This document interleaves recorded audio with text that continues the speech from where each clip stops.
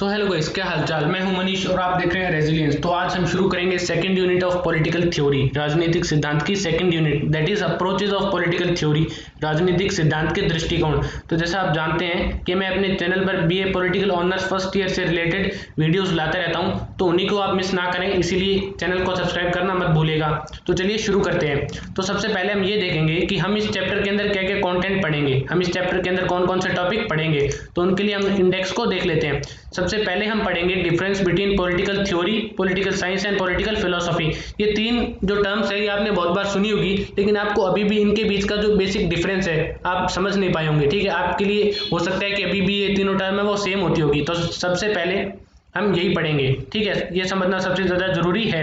फिर हम देखेंगे कि फर्क क्या है मेथड और अप्रोच के बीच में। ठीक है, difference between method and approach. ठीक है, फिर हम देखेंगे हमारी जो फर्स्ट जो मेन हेडिंग है normative approach of political theory, इसकी हम सब अप्रोच फिर पढ़ेंगे, यूटिलिटेरियनिज्म, डिओंटोलॉजिकल और टेलियोलॉजिकल। फिर हम पढ़ेंगे कम्युनिटेरियनिज्म। इंडेक्स को कंटिन्यू करते हुए फिर हम पढ़ेंगे empirical theory of political science या फिर एम्पिरिकल अप्रोच जिसको हम बोलते हैं। ठीक है, फिर हम डिफरेंस देखेंगे, ठीक है, किसके बीच में, नॉर्मेटिव और एम्पिरिकल थ्योरी के बीच में क्या फर्क है। फिर हम देखेंगे लॉजिकल पॉजिटिविज्म एंड पॉजिटिविज्म। अब आप बोलोगे कि भैया हमारे सिलेबस के अंदर तो सिर्फ लॉजिकल पॉजिटिविज्म है, तो मैं आपको एक बात बताना चाहूंगा कि हम कोई थ्योरी तब तक नहीं समझ पाएंगे जब तक हम ये नहीं समझेंगे कि उसकी अपोजिट थ्योरी क्यों है, उसकी अपोजिट थ्योरी कौन सी है, और जो थ्योरी हम पढ़ रहे हैं वो उसका असल में डेवलपमेंट कैसे हुआ। ठीक है, अगर हम समझ भी लेंगे तो हम याद नहीं रख पाएंगे। ठीक है, तो हम क्या करेंगे कि हमारे सिलेबस के अंदर लॉजिकल पॉजिटिविज्म है तो हम इसके अपोजिट थ्योरी पॉजिटिविज्म भी पढ़ेंगे। हमारे सिलेबस के अंदर रिलेटिविज्म है, हम एब्सोल्यूटिज्म भी पढ़ेंगे। हमारे सिलेबस के अंदर डिटरमिनिज्म है, हम फ्री विल भी पढ़ेंगे। ठीक है, और हमारे सिलेबस के अंदर नेक्स्ट जो मेन हेडिंग आती है वो आती है historical approach of political theory, और इसी के साथ चैप्टर को खत्म करते हुए हम रेफरेंसेस देखेंगे। ठीक है, तो हमारी जो फर्स्ट मेन हेडिंग आती है difference between political theory, political philosophy and political science, मतलब राजनीतिक सिद्धांत, राजनीतिक दर्शन और राजनीतिक विज्ञान के बीच का अंतर क्या होता है। तो मैं आपको एक बात क्लियर कर देना चाहूंगा कि जो पॉलिटिकल साइंस है ना वो ये मेन हेडिंग है, वो पॉलिटिकल साइंस है, और उसी की सब ब्रांचेज है ये, पॉलिटिकल फिलोसफी, पॉलिटिकल थ्योरी और कंपैरेटिव पॉलिटिक्स और इंटरनेशनल रिलेशंस और भी बहुत सारी पॉलिटिकल साइंस के अंदर ही हम सब पढ़ते हैं। ठीक है, पॉलिटिकल साइंस के अंदर हम थ्योरेटिकल और प्रैक्टिकल दोनों चीजें हम देखते हैं, हम सैद्धांतिक और व्यवहारिक दोनों चीजें हम इसके अंदर पढ़ते हैं। हम इसके अंदर ये भी पढ़ते हैं कि what is and what ought to be, क्या है और क्या होना चाहिए। ठीक है, हम इसके अंदर एक्चुअल और हाइपोथेटिकल, मतलब वास्तविक और काल्पनिक, और रियल और आइडियल, मतलब कि वास्तविक और आदर्श, दोनों चीजें हम देखते हैं इसके अंदर पॉलिटिकल साइंस के अंदर। इसके अंदर हम ये भी पढ़ते हैं कि आखिर में स्टेट क्या होता है और स्टेट का रिलेशनशिप संबंध क्या है मनुष्य से। इसके अंदर हम ये भी देखेंगे कि मनुष्य मतलब एक स्टेट का और दूसरे स्टेट का आपस में क्या रिलेशन है, एक सोसाइटी का दूसरी सोसाइटी से क्या रिलेशन है, ये हम पॉलिटिकल साइंस के अंदर हम पढ़ते हैं। ठीक है, अगर हम कोई भी कॉन्सेप्ट है, ठीक है, वो कॉन्सेप्ट आता है पॉलिटिकल साइंस के अंदर। ठीक है, अगर हम उस कॉन्सेप्ट का थ्योरेटिकल एस्पेक्ट देखेंगे कि वो कॉन्सेप्ट असल में है क्या, कैसे डेवलप हुआ, उस वर्ड का मीनिंग क्या है, ओरिजिन क्या है, फीचर्स क्या है, मेरिट डिमेरिट, ये सब हम पॉलिटिकल थ्योरी के अंदर पढ़ेंगे। ठीक है, और अगर हम देखेंगे कि मान लो प्लेटोस थ्योरी ऑफ जस्टिस है, तो अगर हम देखेंगे कि वो चीज है उसके पीछे की फिलोसॉफिकल फाउंडेशन क्या है, क्या नैतिक मूल्य आधार है, वो डेवलप क्यों हुई, आखिर उसका एम क्या है, एम्बिशन क्या है, वो क्या चाहती है। ठीक है, व्हाट ऑट टू बी, तो वो सब हम अगर पढ़ेंगे तो वो पॉलिटिकल फिलोसफी के अंदर आएगा। ठीक है, एक थोड़ा ब्रीफ में अभी देखते हैं पॉलिटिकल थ्योरी, राजनीतिक सिद्धांत, ये असल में क्या है, एक ब्रांच, एक शाखा है पॉलिटिकल साइंस की। इसके अंदर हम थ्योरेटिकल एस्पेक्ट देखते हैं सभी चीजों के। इसके अंदर मान लो कि कोई भी वर्ड है तो हम उसका मीनिंग देखेंगे, क्या मतलब है, उसका अर्थ क्या है, ओरिजिन देखेंगे कैसे मतलब वो उत्पत्ति हुई उसकी, उसका डेवलपमेंट, उसका विकास कैसे हुआ वर्ड का टाइम टू टाइम। ठीक है, ये हम पॉलिटिकल थ्योरी के अंदर हम देखेंगे। एग्जांपल ले सकते हैं, जैसे मान लो स्टेट है, ठीक है, तो स्टेट वर्ड का मतलब क्या होता है, टाइम के साथ साथ कैसे इसका मतलब चेंज होता है। ठीक है, कितने टाइप के स्टेट हो सकते हैं। ठीक है, ये सब हम इसके अंदर देखेंगे थ्योरी के अंदर। जैसे आप ये डेफिनेशंस भी देखते होंगे, सिटीजनशिप हो गया, नागरिकता, लिबर्टी मतलब आजादी, इक्वालिटी मतलब समानता, ठीक है, और सॉवरेनिटी। अब ये सब जो डेफिनेशंस होती है ना ये पॉलिटिकल थ्योरी के अंदर आती है। ठीक है, और अगर हम इनके पीछे की फिलोसफी देखें, ठीक है, एम्स और एम्बिशन, मोरालिटी, तो ये पॉलिटिकल फिलोसफी के अंदर आ जाता है। ठीक है, और पॉलिटिकल साइंस तो आपको पता ही है कि सभी ये सारा कुछ ये पॉलिटिकल साइंस के अंदर आ जाता है, क्योंकि वो मास्टर साइंस हो गई। एक स्टेटमेंट भी दिया गया है कि political science is master science and can only be learned by masters. और मास्टर्स कौन होते हैं, those who involved in rational thinking, मतलब जो सही और गलत की पहचान कर सके, और हमें थ्योरी इसीलिए पढ़ाई जा रही है। ठीक है, तो अगर हमें पॉलिटिकल साइंस पढ़नी है तो पॉलिटिकल थ्योरी पढ़ना बहुत ज्यादा जरूरी है। ठीक है, नेक्स्ट हमारी हेडिंग आती है पॉलिटिकल फिलोसफी, राजनीतिक मीमांसा जिसको भी हम बोलते हैं। सो पॉलिटिकल साइंस की अगर हमें फिलोसॉफिकल फाउंडेशन देखना है, हमें इसका दार्शनिक जो इसका सिद्धांत है, ठीक है, इसकी जो नींव है वो अगर हमें देखनी है तो हमें पॉलिटिकल फिलोसॉफी पढ़नी पड़ेगी। इसके अंदर हम क्या देखते हैं कि what is and what ought to be, क्या है और क्या होना चाहिए। इसके अंदर हम गुड और वर्चुअस, अच्छे और गुणी, और इसके अंदर हम देखते हैं आइडियल और रियल, मतलब कि आदर्श और वास्तविक, ठीक है। ये सब हम चीजें किसके अंदर देखते हैं, पॉलिटिकल फिलोसॉफी के अंदर। एग्जांपल ले सकते हैं प्लेटोस थ्योरी ऑफ जस्टिस, ठीक है। तो अब मान लो थ्योरी ऑफ जस्टिस है, तो जस्टिस वर्ड ओरिजिन कैसे हुआ, इसकी डेफिनेशन, ये सब थ्योरी के अंदर देख लेंगे। और इसके पीछे की आइडियोलॉजी क्या है, जस्टिस कितने टाइप का होता है, क्यों मिलना चाहिए जस्टिस, क्यों नहीं मिलना चाहिए, किसको मिलना चाहिए, पीछे के मोरल दायित्व क्या है इसके, वो पॉलिटिकल फिलोसॉफी के अंदर आ गया। तो अगर हमें फिलोसॉफिकल फाउंडेशन पढ़नी है पॉलिटिकल साइंस की, तो हमें पॉलिटिकल फिलोसॉफी पढ़ना बहुत ज्यादा जरूरी है।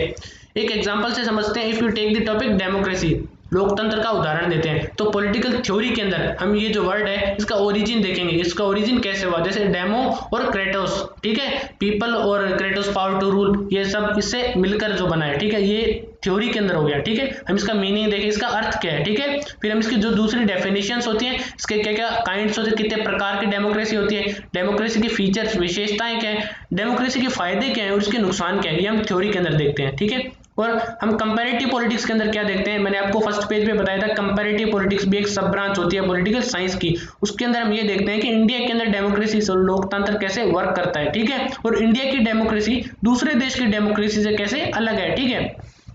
So we study about the political philosophers who contributed to the growth of democracy in political और political thought, ठीक है। और political philosophy के अंदर हम क्या पढ़ेंगे कि जो बहुत सारे political philosophers है, ठीक है, मतलब जो राजनीतिक जो थिंकर्स है, जो दार्शन है, उन्होंने जो डेमोक्रेसी है उसके विकास के लिए, उसके डेवलपमेंट के लिए उन्होंने क्या क्या फिलोसफीज दी, वो हम पॉलिटिकल फिलोसफी के अंदर हम पढ़ते हैं, ठीक है। आई होप मैं आपको अच्छे से डिफरेंस बता पाया हूँ।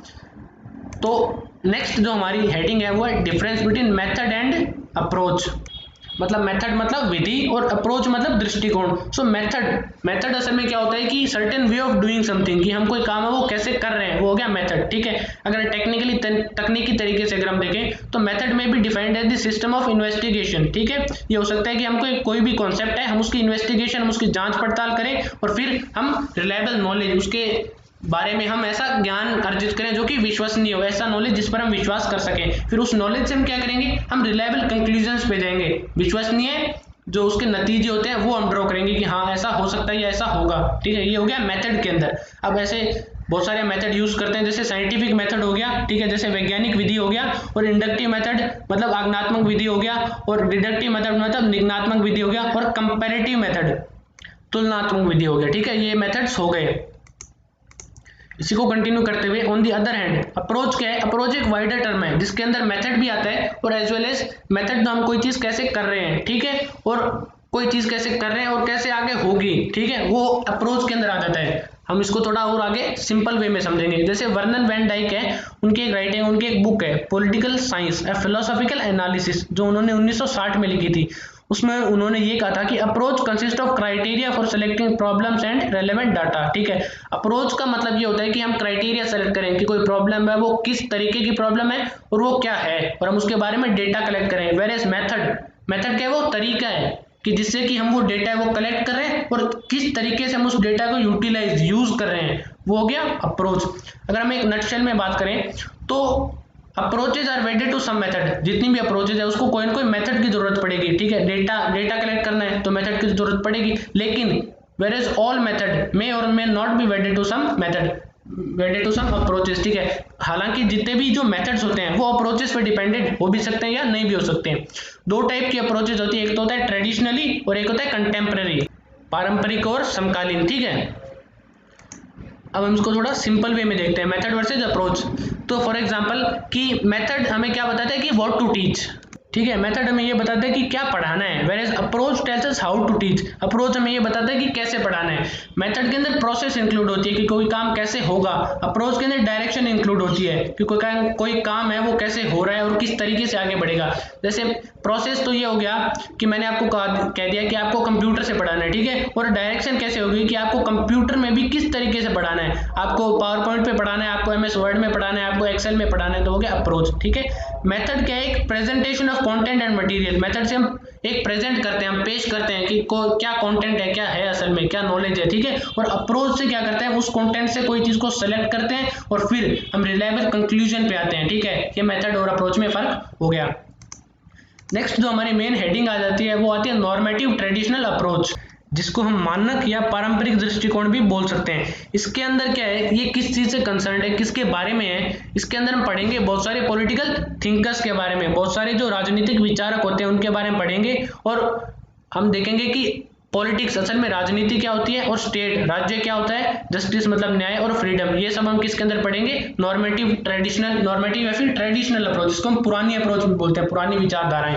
इसके अंदर बेसिक मैं आपको एक बार समझा देता हूं कि जैसे मान लो कि ये हो गया जस्टिस और फ्रीडम, ये असल में क्या है कि एक आइडियल चीज की तो ये बात कर रहे हैं कि क्या होना चाहिए, ठीक है। इनको ये मतलब नहीं है कि क्या है, इनको यही तो है कि कुछ लोगों ने एज्यूम ही तो किया होगा कि जस्टिस ये है, फ्रीडम ये है, ये आइडियल चीज की बात करते हैं कि सब कुछ अच्छा ही होना चाहिए, ठीक है, कुछ भी मतलब बुरा नहीं होना चाहिए, ये इस चीज पे बात करते हैं। ये ग्राउंड रियलिटी पे विश्वास नहीं रखते हैं, ये मैथ्स या फिर साइंस पे बिलीव नहीं रखते हैं, ठीक है, ये बेसिक फिलोसफी पे बिलीव रखते हैं, नॉर्मेटिव वाले जो होते हैं। Okay, so in this political theories are inextricably linked with ethical philosophy और मोरालिटी। तो इनकी जो पॉलिटिकल जो थ्योरीज होती है ना, वो किस चीज से लिंक्ड होती है, जो एथिक्स पे, मोरल वैल्यूज पे, नैतिक सिद्धांतों पे, फिलोसफी पे बेस्ड होती है नॉर्मेटिव थ्योरी या फिर नॉर्मेटिव अप्रोच।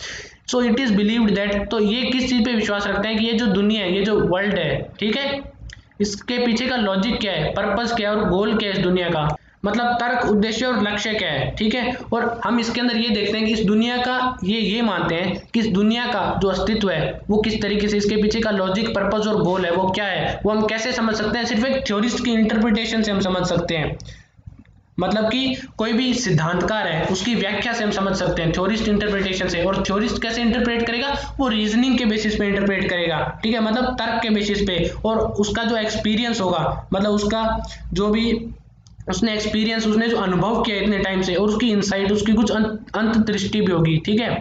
नॉर्मेटिव वाले ये समझते हैं कि क्या है, मतलब कि क्या होना चाहिए, और ये जो पूरा वर्ल्ड है इसका लॉजिक, पर्पस और गोल हम सिर्फ एक थ्योरिस्ट की इंटरप्रिटेशन से समझ सकते हैं, और वो इंटरप्रिटेशन करेगा रीजनिंग और इनसाइट और एक्सपीरियंस के बेसिस पे।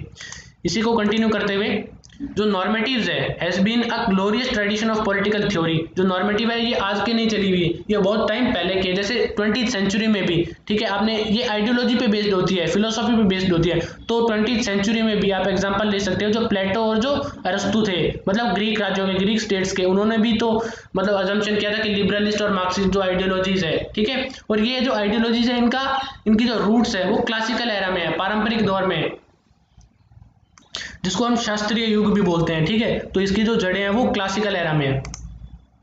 अब हम कुछ फीचर्स देखेंगे नॉर्मेटिव पॉलिटिकल थ्योरी के, इसके विशेषताएं क्या है, ठीक है।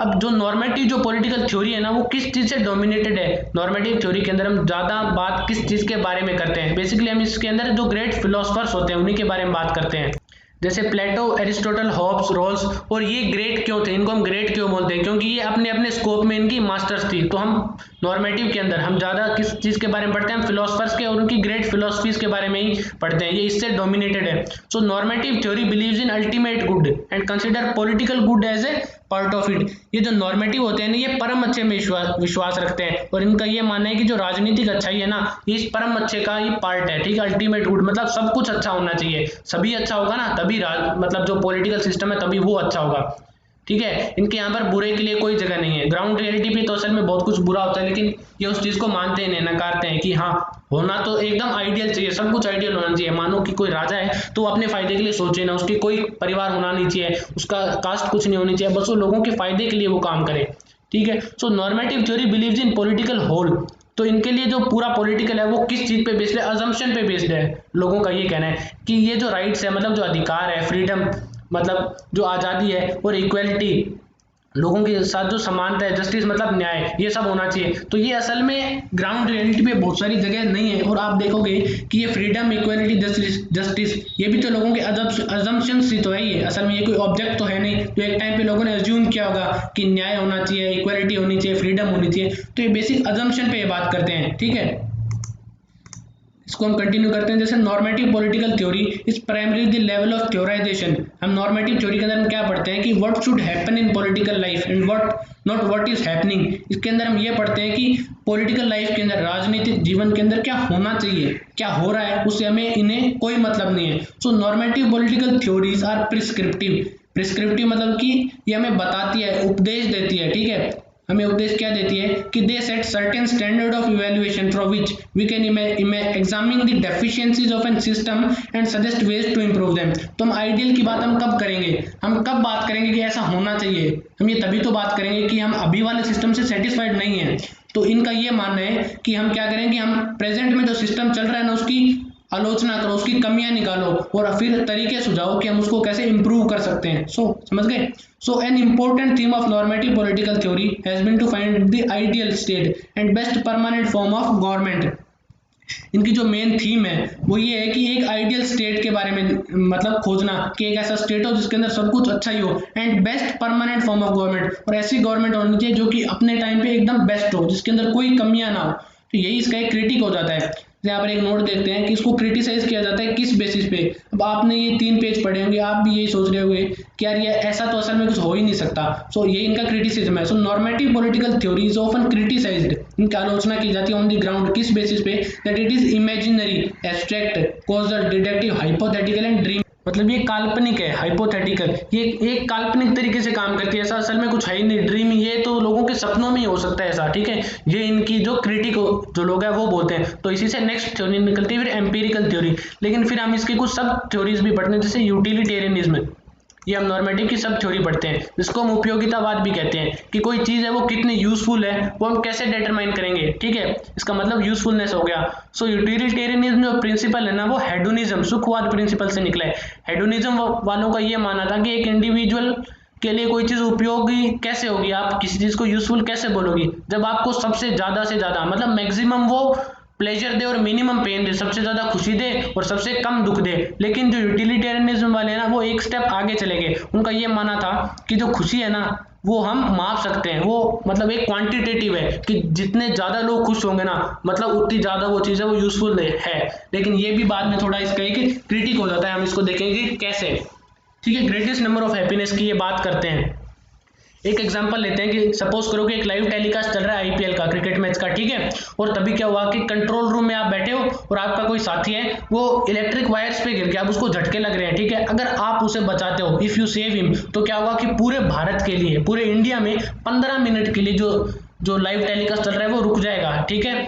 और अगर आप उसे नहीं बचाते हो तो वो बंदा है वो मर जाएगा, ठीक है। तो आप सोचो कि आप क्या करोगे अगर आप यूटिलिटेरियनिज्म प्रिंसिपल वाले हो, ठीक है। अगर आप एक यूटिलिटेरियन हो तो आप क्या सोचोगे कि नहीं यार पूरे इंडिया का मतलब ग्रेटेस्ट नंबर ऑफ हैप्पीनेस तो पूरे इंडिया के लोगों की खुशी के लिए, आप अगर यूटिलिटेरियन हो तो आप उसे मरने के लिए वहीं छोड़ दोगे। तो ये इसका एक क्रिटिक हो गया, ठीक है। इसी को कंटिन्यू करते हुए यूटिलिटेरियन के बहुत सारे थिंकर्स आते हैं, जैसे जर्मी बेंथम हो गए, ये इसके फाउंडिंग फादर है, और जेम्स मिल, ठीक है, ये इन्हीं के स्टूडेंट थे, पर इनके बाद में क्रिटिक, आलोचनात्मक ये बन गए इनके ऐसे स्टेटमेंट जो हमने ऊपर देखे थे ना कि ग्रेटेस्ट नंबर ऑफ हैप्पीनेस, ठीक है। फिर इनके जो बेटा है जेम्स मिल का, जॉन स्टुअर्ट मिल, जेएस मिल, ये हो गए थिंकर यूटिलिटेरियन। फिर आ गए डेविड ह्यूम, ओके। इसी को कंटिन्यू करते हुए बेंथम ने ये कहा था कि हैप्पीनेस क्वांटिटेटिव है, ठीक है। हैप्पीनेस को जो खुशी है हम उसको माप सकते हैं, कैन बी मेजर्ड बाय। हम इसको कैसे माप सकते हैं, इन्होंने एक फॉर्मूला दिया था फेलिसिफिक कैलकुलस, ठीक है।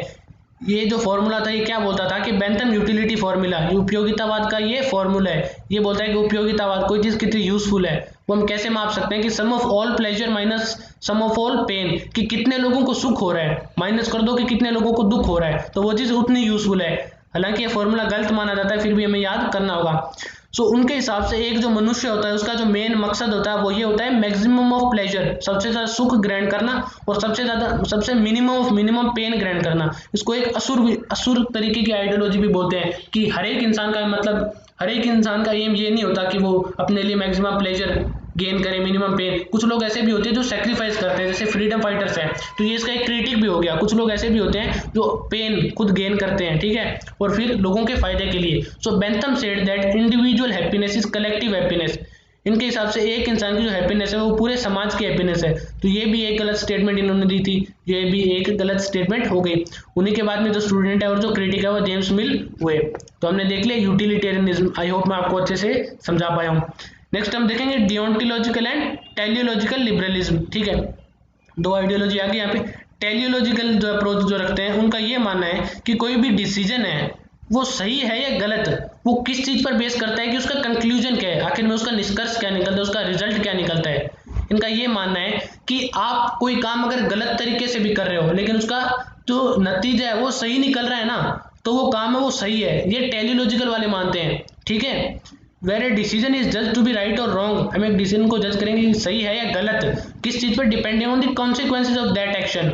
ठीक है, कॉन्सिक्वेंसेज पे बेस्ड होकर। So teleological follow realism and while deontological follow absolutism. ठीक है, सो टेलियोलॉजिकल वाले ग्राउंड रियलिटी पे बात करते हैं कि आज के टाइम पे ऐसा ही होता है कि लोग अपने अच्छे के लिए या दूसरों के अच्छे के लिए गलत काम भी करते हैं, और अगर वो गलत तरीके से भी करते हैं ना कोई सही काम, तो अभी वो सही है। ठीक है, रियलिज्म पे बात करते हैं। लेकिन डियोंटोलॉजिकल वाले ने एब्सोल्यूटिज्म पे बात करते हैं कि नहीं, तरीका भी सही होना चाहिए, चाहे जो आपका रिजल्ट है वो गलत आए चाहे सही है। ठीक है, ये एब्सोल्यूटिज्म की सब कुछ अच्छा होना चाहिए, उस चीज पे ये बात करते हैं। एक एग्जांपल लेते हैं टेलियोलॉजिकल कि stealing from rich and giving to poor, कि आप चोरी कर रहे हो। ठीक है, ये तो आपका तरीका हो गया, आपकी अप्रोच हो गई। ठीक है, लेकिन कॉन्सिक्वेंस क्या है कि हैप्पीनेस, मतलब गरीब जो पीपल है उनका अच्छा हो रहा है, तो आपका जो एक्ट है वो सही, वो जस्टिफाइड हो गया, किसके हिसाब से, टेलियोलॉजिकल के हिसाब से। ठीक है, एक और एग्जांपल देखते हैं कि saying lie for benefit of all, कि मान लो कि बहुत सारे बंदों का भला हो रहा है आपके झूठ बोलने से, तो टेलियोलॉजिकल वाले बोलते हैं कि आप झूठ बोल दो क्योंकि कॉन्सिक्वेंस तो उसका अच्छा है ना। जैसे telling lie to sell something, आप कुछ बेचने के लिए भी झूठ बोल रहे हैं तो वो सही है, तो ये इसका कुछ क्रिटिक हो गया। जैसे नेक्स्ट आइडियोलॉजी देखते हैं डियोंटोलॉजिकल लिबरलिज्म। ये क्या बोलते हैं कि it is the normative ethical theory that the morality of action should be based on whether that action itself is right or wrong under a series of rules rather than based on consequences of that action। ये normative ethical theory पे based है, मतलब कि moral values पे based है। ये बताते हैं कि कोई डिसीजन है वो सही है या गलत, वो उस चीज पर भी बेस्ड होना चाहिए कि उसको किस तरीके से किया गया। इनका ये मानना है कि आप काम सही तरीके से करो, चाहे उसका जो कॉन्सिक्वेंस है वो गलत निकल जाए। मानो कि आप दूर से खड़े हो, ठीक है, और कोई बंदा है वो पटरी के ऊपर खड़ा है और ईयरफोन लगा के गाने सुन रहा है। आपने दूर से ये देखा कि अरे यार जिस पटरी पे वो खड़ा है ना वहां पर ट्रेन आ रही है और उसको कुचल सकती है। ठीक है, तो आप भागे भागे गए और आपने उसको उठाया और दूसरी पटरी के ऊपर धक्का दे दिया। लेकिन जब आप पास गए ना तब आपको पता चला कि असल में जो ट्रेन है वो दूसरी पटरी पे आ रही है। तो आपका काम करने का तरीका तो सही था लेकिन उसका कॉन्सिक्वेंस गलत हो गया, वो जो ट्रेन थी उस बंदे को कुचल के चली गई। तो डियोंटोलॉजिकल वाले ये कहते हैं कि आपकी जो तरीका है ना वो सही होना चाहिए। तो कहीं ना कहीं दोनों जो आइडियोलॉजी है वो भी थोड़ी थोड़ी गलत हो जाती है। एक एग्जांपल देखते हैं कि not to cheat in exam, मतलब जो एग्जाम्स है परीक्षाएं उसके अंदर हमें चीटिंग नहीं करनी चाहिए। ठीक है, चाहे हमारे एग्जाम में नंबर कम आ जाए, चाहे पेरेंट्स हमें कूट दें, लेकिन हमें तरीका सही रखना चाहिए। ठीक है, not to steal even for common good, अगर किसी का भला भी हो रहा है तो भी हमें चोरी नहीं करनी चाहिए, ये डियोंटोलॉजिकल वाले कहते हैं। आई होप मैं आपको समझा पाया हूँ अच्छे से। नेक्स्ट हम आइडियोलॉजी देखेंगे कम्युनिटेरियनिज्म, संप्रदायवाद, कम्युनिटी पे बेस्ड। ये जो आइडियोलॉजी है ना ये क्यों निकली थी, ये जो जॉन रॉल्स थे जिन्होंने आइडियोलॉजी दी थी किस चीज की, लिबरलिज्म की, तो उसी की आलोचना करने के लिए, उसी के क्रिटिक बनने के लिए ये आइडियोलॉजी निकली थी कम्युनिटेरियनिज्म। उन्होंने ये कहा था कि इंडिविजुअल इंपॉर्टेंट है, ये कह रहे हैं कम्युनिटी इंपॉर्टेंट है। ठीक है, सो एरिस्टोटल पहले पर्सन थे जिन्होंने कम्युनिटी, समुदाय की बात की थी। उन्होंने ये कहा था कि man is a social being, इंसान एक सामाजिक प्राणी है, वो समाज के बिना रह नहीं सकता। वो समाज के बिना दो तरीके से रह सकता है, या तो अपनी मर्जी से रहे या उसको समाज मतलब निकाल दे। ठीक है, उसका तिरस्कार कर दे समाज। अगर कोई अपनी मर्जी से रह रहा है उनके हिसाब से तो या तो वो भगवान है या वो इविल है या वो राक्षस है। ठीक है, अरिस्टोटल ने ये बात कही थी। मॉडर्न कम्युनिटेरियनिज्म में एक थिंकर आते हैं जीन जैक रूसो, वो फर्स्ट मॉडर्न थिंकर है जिन्होंने कम्युनिटेरियनिज्म के बारे में बात की थी। ठीक है, उसके बाद में और भी बहुत सारे थिंकर्स आते हैं जैसे GW हेगल, TH ग्रीन ऐसे पहले पर्सन थे जिन्होंने कॉमन गुड के बारे में, ठीक है, सबका अच्छा होना चाहिए, ठीक है, पूरे समुदाय का, उसके बारे में इन्होंने फर्स्ट पर्सन थे जिन्होंने बात की थी। उसके बाद में और भी थिंकर्स आते हैं जैसे माइकल ऑक्सफोर्ड और हन्ना एरेंडेट। ठीक है, इसी को कंटिन्यू करते हुए जैसे ये जो थ्योरी है ये क्यों डेवलप हुई थी, लिबरलिज्म जो थ्योरी थी जॉन रॉल्स की, उसके क्रिटिक बनने के लिए जो थ्योरी है ये डेवलप हुई थी। इसकी बेसिक फिलोसफी क्या है, इनकी मान्यता क्या है, जो कम्युनिटेरियनिज्म है, कम्युनिटेरियनिस्ट है कोई बंदा तो उसकी मान्यता क्या होती है कि community is prior to individual, समुदाय है वो मनुष्य से पहले आता है। ठीक है, इनकी ये मानना है। इन्होंने एक और थ्योरी दिया सोशल थीसिस। ठीक है, इसका मतलब ये होता है कि इंसान है वो समुदाय के, सोसाइटी के इर्द गिर्द घूमता है और सोसाइटी के बिना इंसान कुछ नहीं है। ठीक है, सो एक और इन्होंने इनकी ये आइडियोलॉजी है कि man is a social animal, इंसान ने सामाजिक प्राणी है। और सोशल से हम क्या समझते हैं कि जो जो फैमिली हो गई, जो स्कूल, जो गवर्नमेंट हो गई, सरकार हो गई, परिवार हो गया, स्कूल हो गई, ऐसी जो सोसाइटी होती है वही है मैंने एक सामाजिक प्राणी है, उसके बिना इंसान कुछ नहीं है, इनका ये मानना है। लेकिन लिबरलिस्ट वाले क्या मानते थे कि मैन इज इकोनॉमिकल, उनके लिए एक मैन इकोनॉमिकल सोच था कि जितने ज़्यादा इंसान होगा उसके लिए फ्रीडम इकोनॉमिक तौर में होनी चाहिए, इंसान ज़्यादा हो गए तो इकोनॉमी बूस्ट होगी। लेकिन इनके लिए मैन क्या है, एक सोसाइटी का हिस्सा है, ठीक है, सोशल बीइंग है इनके लिए। इनका ये मानना है कि इंसान जहीं भी रहेगा ना, वो अपना स्टेटस समझ जाएगा और उसी से हिसाब से जिस भी जगह वो रहेगा ना, और उसी तरीके से उसकी जो मॉरलिटी, उसके जो नैतिक सिद्धांत है वो डेवलप हो जाएंगे। इनकी ये भी फिलोसफी है कि end is prior to self, मतलब सोसाइटी इंसान से पहले आती है। आई होप मैं आपको अच्छे समझा पाया हूँ। अगर आप फिर भी नहीं समझ रहे तो थोड़ा रिवाइंड करके दोबारा आप इसको देख सकते हैं और स्क्रीनशॉट भी ले सकते हैं बाद में इसको पढ़ने के लिए। नेक्स्ट हम देखेंगे एम्पिरिकल साइंटिफिक थ्योरी, इसको हम देखेंगे नेक्स्ट पार्ट में वीडियो के। आई होप आपको ये वीडियो समझ आई होगी और मैंने अपनी पूरी कोशिश की थी आपको ये समझाने के लिए। और मैं आपको मिलता हूँ नेक्स्ट वीडियो में, तब तक के लिए गुड बाय, टेक केयर।